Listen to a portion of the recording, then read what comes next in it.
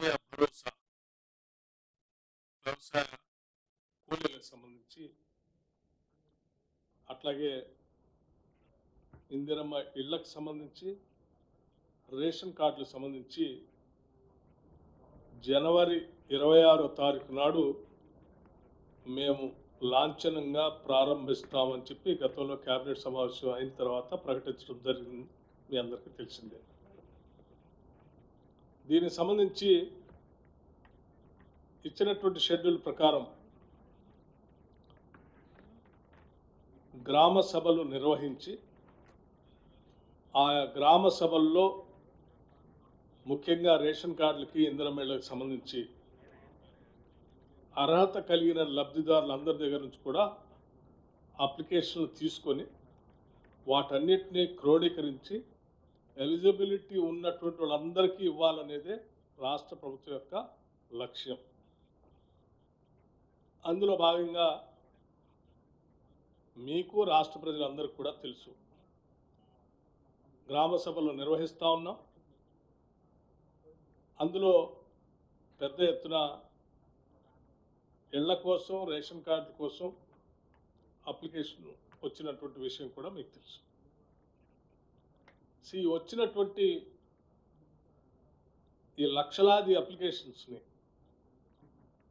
క్రోడీకరించి వాటన్నిటినీ పూర్తి చేసే క్రమంలో రాష్ట్ర ప్రభుత్వం ముందుకు పోతా ఉంది. అందులో భాగంగా జనవరి 26 నాడు అత్యంత పరమ పవిత్రమైనటువంటి ప్రజాస్వామ్య భారతదేశానికి భారత రాజ్యాంగాన్ని అమలు తెచ్చుకున్నటువంటి రోజు. అటువంటి పవిత్రమైనటువంటి రోజు రాష్ట్ర ప్రజలకి అంకితమై వారి అభివృద్ధి కోసం రాష్ట్ర ప్రభుత్వం తీసుకున్నటువంటి ఈ కార్యక్రమాలను అమలు చేయాలని, లాంఛనంగా ప్రారంభించాలని గతంలో కేబినెట్ నిర్ణయం చేసి దాన్ని ప్రారంభించడం కోసం రేపు రాష్ట్ర వ్యాప్తంగా చెప్పిన మాట ప్రకారం, ఇచ్చిన వాగ్దానం ప్రకారం రాష్ట్ర వ్యాప్తంగా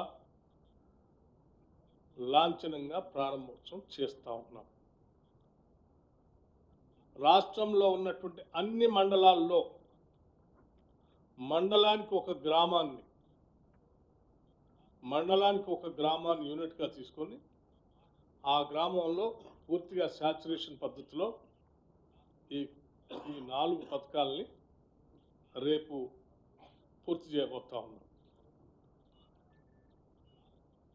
ఈ చేసే కార్యక్రమం రేపు మొదలుపెట్టి వచ్చినటువంటి అప్లికేషన్లు అన్నింటినీ కూడా క్రోడీకరించి ఎలిజిబిలిటీ ఉన్నటువంటి వాళ్ళ అప్లికేషన్స్ అన్నీ కూడా ఎంట్రీ చేసుకొని, ఎంట్రీ అయిన తర్వాత ఎలిజిబిలిటీ వాళ్ళ క్రైటీరియా అంతా కూడా చూసుకొని అర్హత కలిగిన ప్రతి చివరి వ్యక్తి వరకు ఇవ్వాలనేటువంటి ఆలోచనతోనే మేము ఈ కార్యక్రమాన్ని రేపు మొదలుపెట్టి కంటిన్యూస్గా చేసుకుంటూ పోబోతా ఉన్నాం.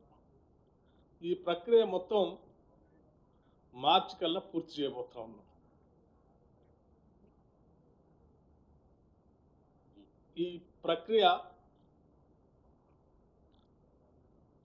ఇందులో చాలామంది గ్రామ సభల్లో మా పేర్లు మిస్ అయినాయి, మా పేర్లు రాలేదు అని కొత్తగా అప్లికేషన్ పెట్టుకున్నటువంటి వాళ్ళ సంఖ్య లక్షల్లో ఉండటం వల్ల కొంత ఆ ప్రక్రియని సంపూర్ణంగా పూర్తి చేయడం కోసం మార్చి వరకు తీసుకుంటున్నాం. రాష్ట్ర ప్రజలందరికీ చెప్పేది ఏంటంటే, ఈ ప్రక్రియలో ఏ ఒక్కళ్ళు కూడా మిగిలిపోరు.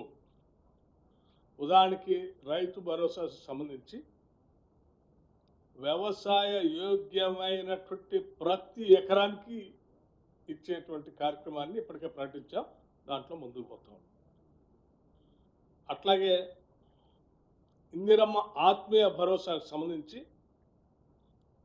భూమి లేని వ్యవసాయ కూలీలు ఈజీఎస్ట్ Mahatma Gandhi national employment guarantee స్కీమ్లో రిజిస్టర్ చేసుకొని కనీసం 20 రోజులు పని దినాలు సంవత్సరంలో పనిచేసినటువంటి వాళ్ళందరికీ ఇవ్వబోతా ఉన్నాం.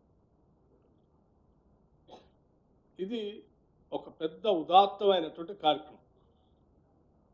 ఇంత ఉన్నతమైనటువంటి కార్యక్రమాన్ని ఈరోజు మీ అందరి ముందు సంతోషంగా ప్రకటించడానికి ప్రత్యేకంగా ఈ ప్రత్యేక పత్రికా సమావేశాన్ని ఏర్పాటు చేశాం. ఈ ఆనందాన్ని రాష్ట్ర ప్రజలందరితో కూడా పంచుకోవాలని, ఇందిరమ్మ రాజ్యంగా, సంక్షేమ రాజ్యంగా, ప్రజాప్రభుత్వంగా మేమంతా భావించి ముందుకు పోతా ఉన్నాం. దయచేసి దీన్ని విరివిగా పెద్ద ఎత్తున రాష్ట్ర ప్రజలందరికీ చేరే విధంగా మీరు ప్రచురించవలసిందిగా, ప్రజలకు చూపించవలసిందిగా విజ్ఞప్తి చేస్తా ఉన్నాం.